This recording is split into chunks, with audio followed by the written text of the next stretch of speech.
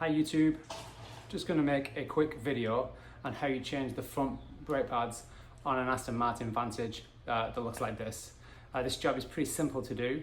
I wouldn't recommend you take it to a dealership to do a job like this. It's something you should be able to do yourself. So we're going to jump straight in. So first off, we're going to have to jack up the vehicle and remove the wheel. I've already done this side of the vehicle, so we can talk our way through it before I show you how to do it on the other side. So I've jacked up the vehicle, as you can see just here. I'm not going to get underneath the vehicle, so I haven't put it on any jack stands, but if you want to do this really safely, and you don't trust your jack that much, that would be a way to do it. There are some jacking up points just around here. Just be careful when you're jacking it up. Make sure you look exactly where the tip of the jack is going to go. You either want to spread the pressure across the metal underfloor, if you have a metal underfloor, or find the exact jack up point. To get the wheel off, you're going to need just a large 22mm socket, and these are the 22mm lug nuts that are going to have to come off. Let's talk about the brake pads that I'm going to use today. These are Hawk brake pads that I found online that fit this car. They're pretty beefy in size. It's actually a while ago since I bought these, so I'm not entirely sure what kind of properties I was looking for. But for a GT car like this, especially a convertible like this one, you probably want to find something that is low noise. That's going to mean you're going to be looking for something that's not exactly track performance. Track performance brakes can be very squeaky, and if that's going to be an issue, then probably you don't want that. If you don't care about squeaking every time you come to a stop and you want hard track performance, there are better brakes that you can buy. You may also be interested in what kind of dust they produce. So if you're taking your cars to Cars and Coffee or showing off your car, you might not want to have to clean the wheels every time you drive it. So you can also buy low brake dust wheels. But again, all of these are compromises, and you start to lose a little bit of performance when you go for low brake dust and low noise. So yeah, can't remember exactly what these were, but we'll find out. I have a suspicion I went for low dust because I do end up washing the wheels on this car a lot. There is one tool that is going to make this job a lot easier. You don't have to remove the caliper. You can leave the caliper on, but there's one tool that's going to help you, and it is a caliper pin removal tool. So I bought a caliper pin removal tool. I'll show you the one that I bought. It was just off Amazon. Wasn't specific to this car. I was simply simply looking for one that would work on like Brembo brakes. Excuse me. So like large Brembo style brakes, they always have these pins. So I bought a tool that actually fits over the head of the pin. Then you hit it with a hammer and it knocks the pin out of the back. And the benefit of that over using something like a center punch is that there's a lot less chance that you're going to actually damage the paint on these beautiful red calipers. So if you've got calipers like this and you want to protect them, doesn't matter why it's an Aston Martin, if you just like your calipers to not have big scratches and dents in them, removing these brake pin calipers with a tool, or being extremely careful and maybe putting paper tape around the paint, both of those could potentially help you keep the brake calipers looking all nice. So let's move on to the other side of the vehicle. Okay, so we're going to start off with taking the wheel off, jack the car up a little bit more, and then I'm going to use the pin to remove the caliper pins. I'm going to knock the caliper pin through with a small hex head screwdriver, and then I'm going to pry out the pads using a flathead screwdriver, and that's pretty much the only tools I'm going to use. So let's get started. I'm just going to jack the car a little bit more. I've already loosened the lug nuts, so it should just be a case of getting them out.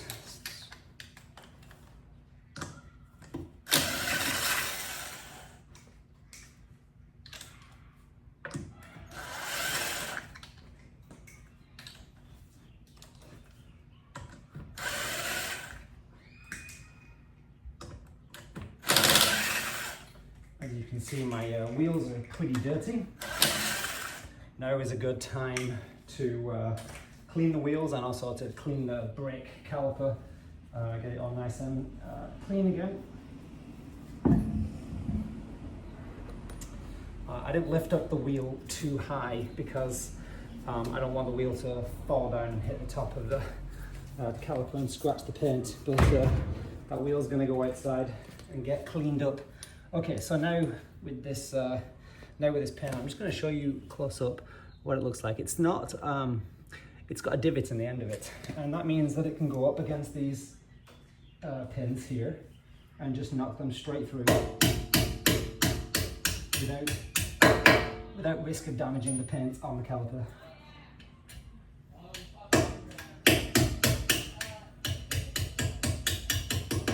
Now it's not long enough to put them all the way through, so I'm going to use this screwdriver to get them to go through. Line it up on top of the pin. Make sure that I'm hitting the actual pin, and the pin is starting to move backwards. And then I'm just going to have to like wiggle it back out.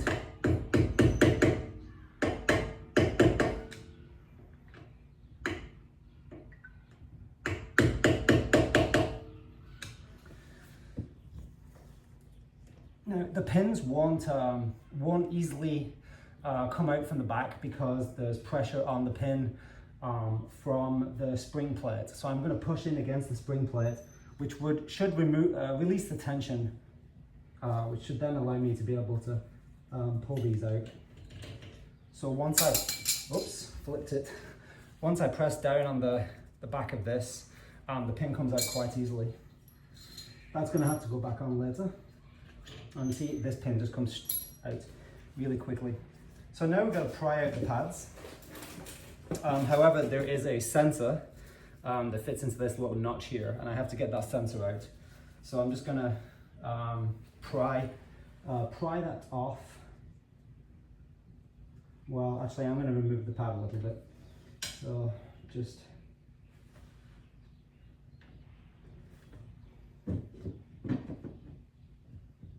trying to pry the pad away from the disc, just gently. Once it's pushed away from the disc, it should actually slide out. But you want to basically do a little bit from one corner at a time because it needs to come out in a straight line, and you can't pull it out in a straight line just from one side. The pad is starting to come back a little bit. Okay, so you can see the pad is starting to come out. I've got to get that sensor off. I don't actually, yeah, I'll try and get it out now actually.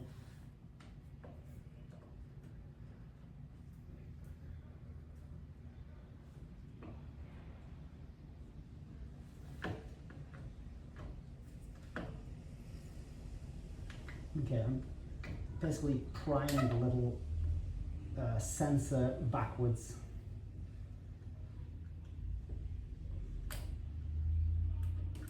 And I'm damaging the brake surface while I do this, but that's not a big deal because I'm going to be, obviously, I don't really care about this brake surface. Oh dear. I might have broken this sensor.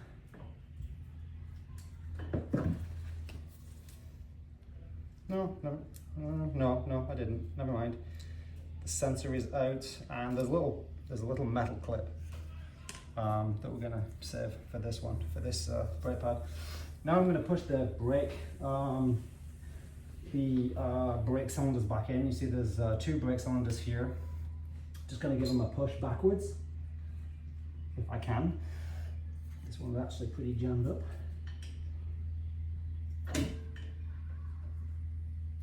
Okay, so I'm using a screwdriver to push the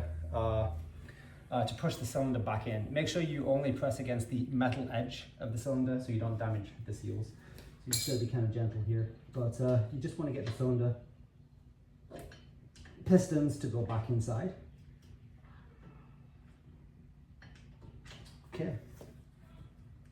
Now I did one side and it just pushed out the other one. of course, but the pressure has to go somewhere.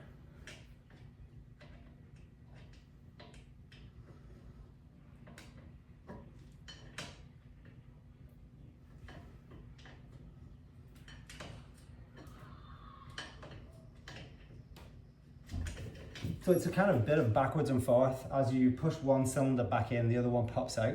But actually, if you keep pushing them, they will both eventually go back in again. So they're quite flush. Let's see if I can get this one in. Of course, it helps if I put it in the right way in. Not quite yet. I need a little bit more. Need a little bit more room.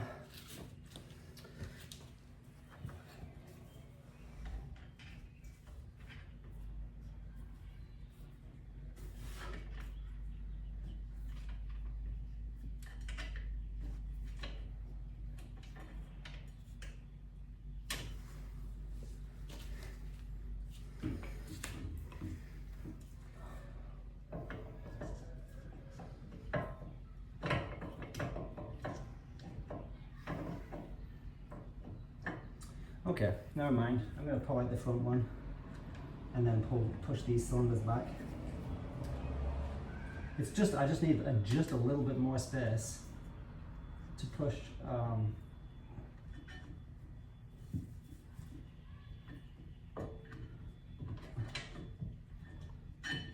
So I'm just actually pushing this brake pad back that way, just kind of putting a screwdriver between the brake surface and the brake caliper and gently pushing it back.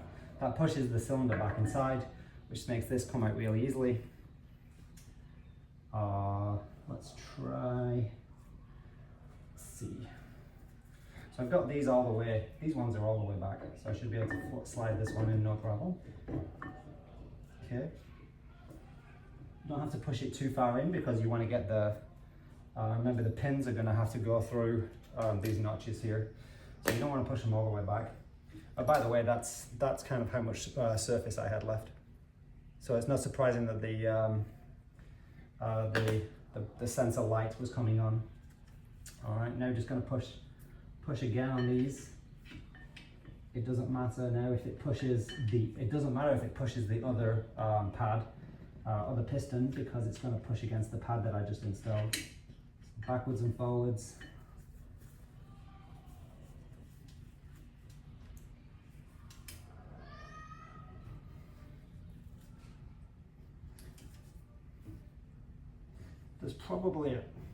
There probably is a tool that you can use to push brake pads back in again a little bit better than this, or at least push the piston back in. This is a little bit trickier because of the fact that it's two pistons. It's easy to push one piston back in, but then that just pushes out the other one. So a special tool might have been helpful here, but we'll make it work. I'm pretty close. I've got one piston is.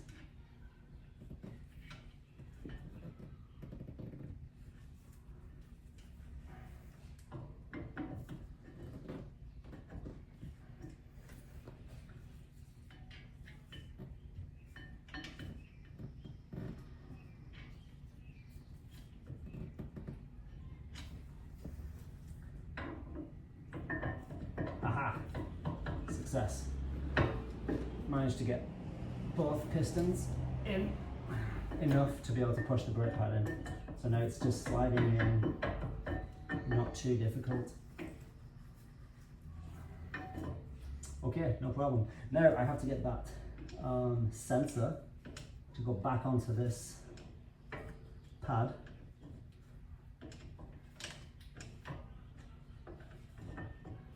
Okay, so there's that little pin. Put the, well, clip I should say, put the clip over the sensor.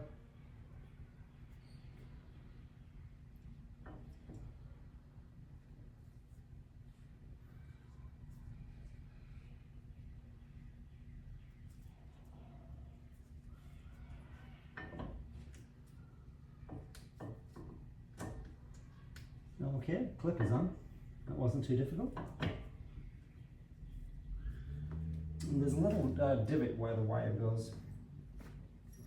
Okay, so these pins got to go back in.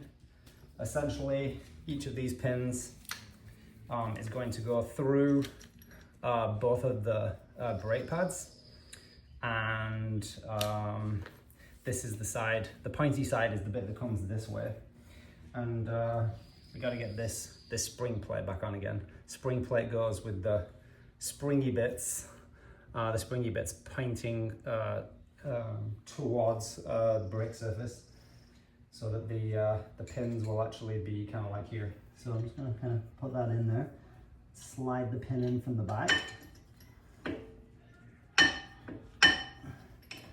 For the first one, it doesn't actually matter whether I've got the spring plating in place. I just got to make sure I can line up the springs, line up all the pins. So I need to be able to prove that the pin can go all the way through. That one is. And there we go, that one's no problem. Okay, so get one pin most of the way in. Actually, I can hammer this one through. So I'm just going to hammer this.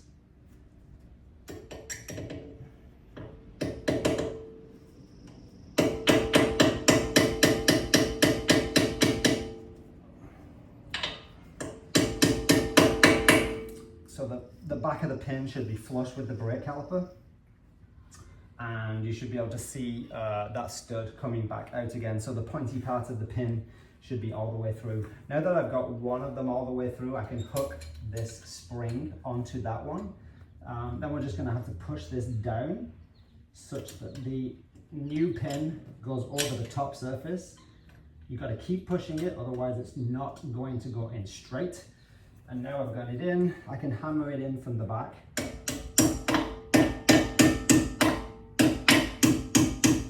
And I'm not as worried about scratching the red paint from the back of the calipers when no one can see them. Okay, and that is it. The brake pads are on, the brake sensor is on, the wire goes through the clip. Both pins are completely flush at the back and sticking out at the front, and that's pretty much it. Job done. Really wasn't that big of a deal, and definitely wouldn't take this to an Aston Martin dealership for that kind of job. So the only thing I've got to do now is put the wheel back on. I'm actually going to wash this beautiful red paint caliper before I do that, and then I'm going to put the wheel on. I'm going to wash that wheel also before I put it back on. Then let the water dry off before I mount them. But yeah, that's it. Hope you found this video useful and you can avoid taking your car to an expensive dealership for this repair. Thanks, and see you next time.